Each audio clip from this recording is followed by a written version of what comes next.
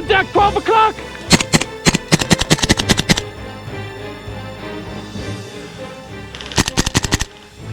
Alright, g'day everybody and welcome to another video of mine. In today's video we're going to talk about the KWA HK416D gas blowback, which is basically the same platform as the KWA LM4, which is a very popular gas blowback. I'm going to be straight up about this gas blowback. It has been a nightmare since day one. It has a lot of design flaws in it, and some of them you can deal with and others just really get in the way of you enjoying your gameplay. I'll start with the externals of this gun. KWA did a great job on the externals. It looks great.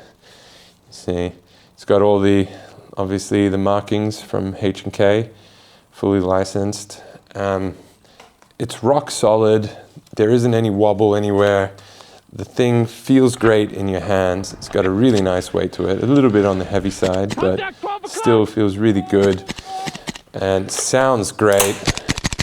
Once you start using it though, the issues become pretty obvious pretty quickly. The number one issue I had with this gun was the bolt locking back.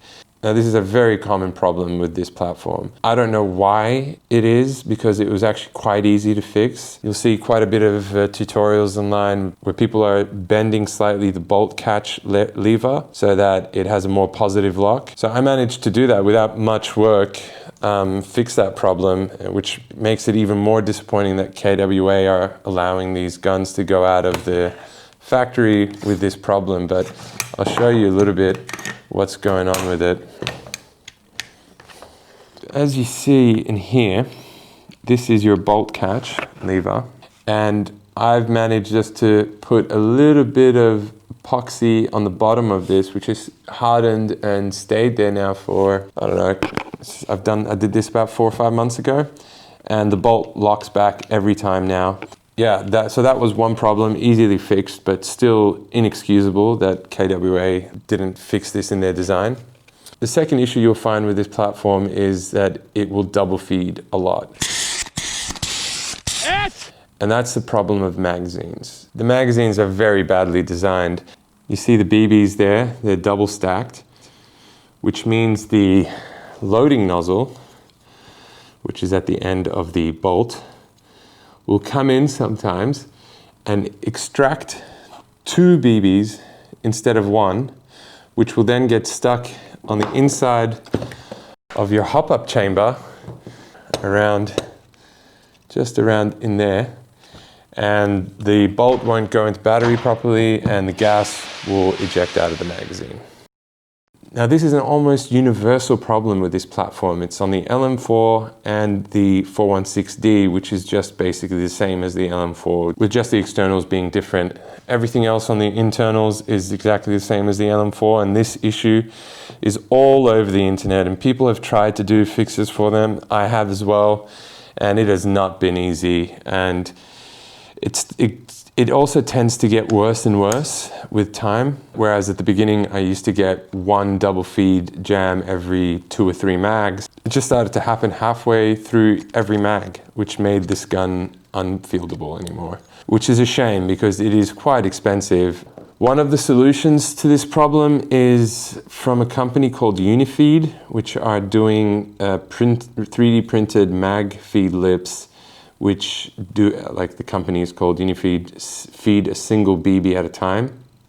But that modification doesn't work for this type of magazine. It only works for the PTS EPM mags, where the lips are a small plastic piece that can be removed easily. Now the shit part for me is that I actually bought 7 mags at the beginning before I even knew about this problem.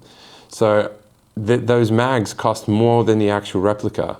To replace all of these magazines now for the newer version mag is just not feasible, and nobody's buying these things, so I feel like I'm just stuck with a piece of junk right now, which has been extremely disappointing. I'll just say it right now, do not buy this gun.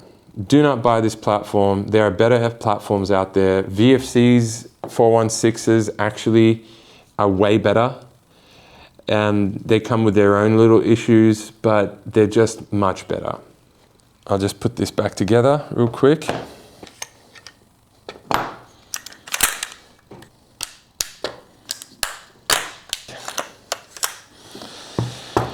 All right.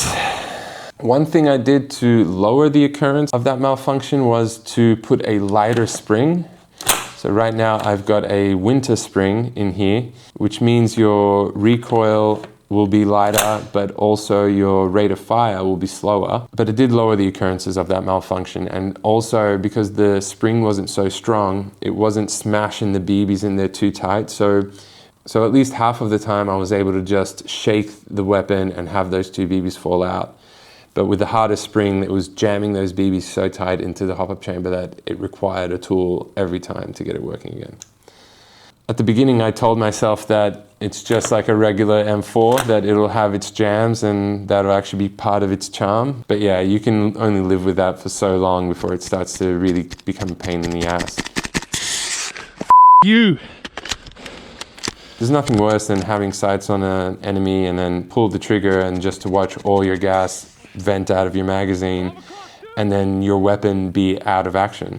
Because it's not just a matter of switching your mag out, you actually have a jam in there that you have to clear before you can even put in a fresh mag. So yeah, if you're in a firefight and that happens, it can be very frustrating. Now, if you do end up buying this gun or you really do want it, then definitely need to get the PTS mags and not these ones. I can't guarantee for sure that it's going to work. I've heard that the PTS mags fix that issue automatically, but not always, and that's why obviously Unifeed is selling those 3D printed lips. So in conclusion, it's a beautiful piece. It looks great hung up on my wall. But yeah, I wouldn't recommend this gun for gameplay because of all the issues I already mentioned. So thanks for watching my first ever review video. I'm planning on doing a bunch more of these. Next time I want to talk about my favorite / most reliable system, which is the VFC HK416A5. It's the model where VFC managed to fix most of the problems they've had in their design. And it is, till now, probably one of the best gas blowbacks I've owned. So we'll talk about that one next.